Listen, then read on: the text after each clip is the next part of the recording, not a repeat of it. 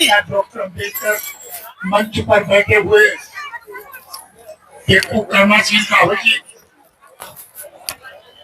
और कुछ हमारे शिष्य लोग भी बैठे हैं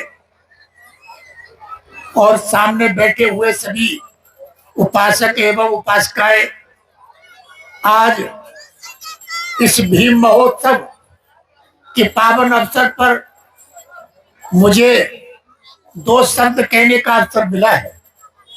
देखिए, मैं तो इस बुलंदशहर की पावन धरा पर ही पैदा हुआ और 50 साल तक इस बुलंदशहर की पावन धरा पर मुझे काम करने का भी अवसर मिला है।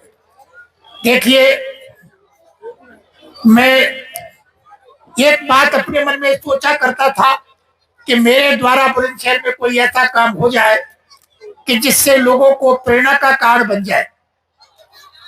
देखिए, उसमें मैं सफल नहीं हो सका। सफल क्यों नहीं हो सका? इसके बहुत सारे कारण हैं।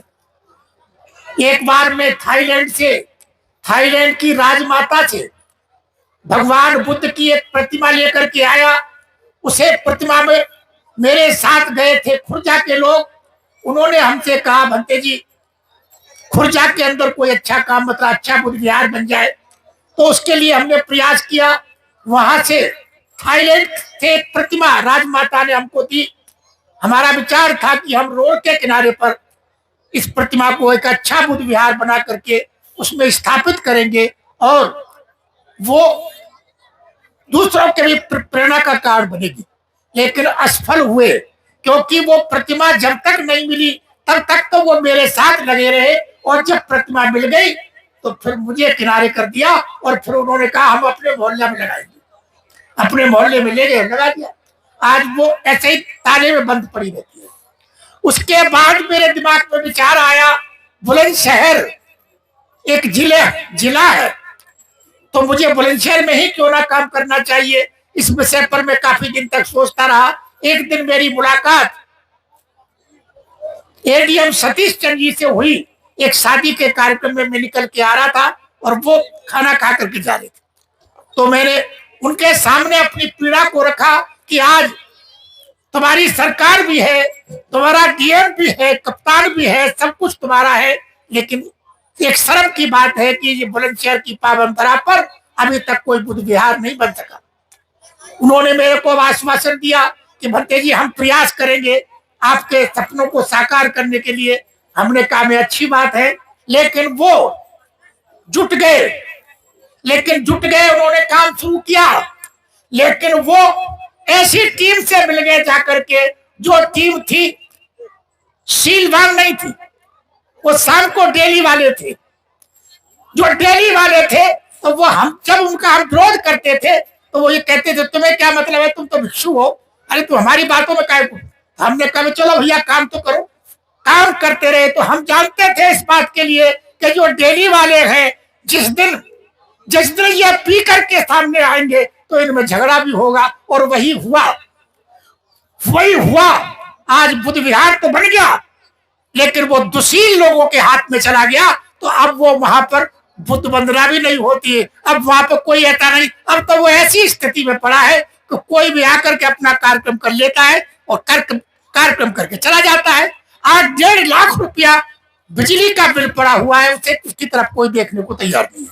अच्छा, अब एक बात यह है कि जो भी उसके मुखिया बने हुए हैं वो भी सीलों का पालन नहीं करते। वो भी कोई डेली वाला है तो कोई हफ्ता वाला है, लेकिन सब है लगे हुए। तो मुझे जो सफलता नहीं मिल रही है उसके पीछे ये कारण है कि मेरे संपर्क में ऐसे लोग रहे जो शीलवान नहीं थे। देखिए, एक बात में भगवान बुद्ध के समय की एक घटना बता दूं।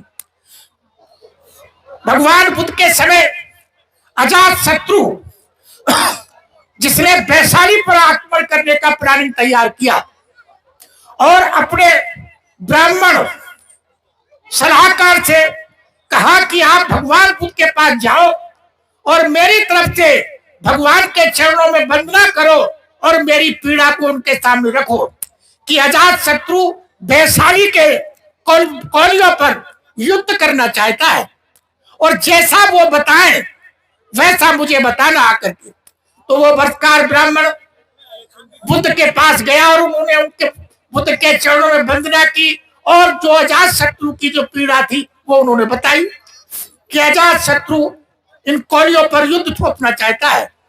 तो भगवान बुद्ध अपने प्रिय शिष्य आनंद को कहते हैं, आनंद आपने सुना है कि जो लक्ष्मी लोग हैं, जो लक्ष्मी लोग हैं वह शीलवान है, शीलों का पालन करते हैं। कि हाँ भगवान, लक्ष्मी लोग अक्षर से शील का पालन करते हैं। तथागत कहते हैं, आनंद आपने ये भी सुना होगा कि लक्ष्मी लोग महिलाओं के प्रति आदर और सम्मान का भाव रखते हैं। कि हाँ भगवान, लक्ष्मी लोग महिलाओं के प्रति आदर और सम्मान का भाव रखते हैं। फिर कहते हैं, आनंद आपने ये भी सुना होगा कि लक्ष्मियों के जो कार्य होते हैं वो सब सर्वसम्मति से निर्णय लेकर के किए जाते हैं। कि हाँ भगवान, लक्ष्मियों के जो कार्य होते हैं वो सर्वसम्मति से निर्णय लेकर के होते हैं। फिर बुद्ध कहते हैं कि आनंद आपने ये भी सुना होगा कि लक्ष्मियों के कार्य में आय व्यय का मतलब जो पारदर्शिता होती है उनके कार्य में आय व्यय का हिसाब भी रखते हैं। ऐसा नहीं है, लेकिन जब मैंने ये देखा कि जब तक वो तथागत कहते हैं, आनंद जब तक वो महिलाओं का सम्मान करते रहेंगे, शील का पालन करते रहेंगे, उनके कार्य में पारदर्शिता बनी रहेगी और वह सर्वसम्मति से अपने कार्य करते रहेंगे, तब तक उन्हें पराजित करना असंभव बात है। तो मैं भी इस बात को सोचता रहा और मैं प्रयास करता रहा, लेकिन मैं नहीं बदल पाया और मुझे पीड़ा होती है। लेकिन मैंने भी ये कसम खा रखी है कि अरे बुलंदशहर के लोगों, मैं तुम्हारे पीछे लगा रहूंगा और मैं छोड़ूंगा नहीं तुम्हारी पिछाई, जब तक कि तुम में परिवर्तन नहीं आएगा, करता रहूंगा। समझे?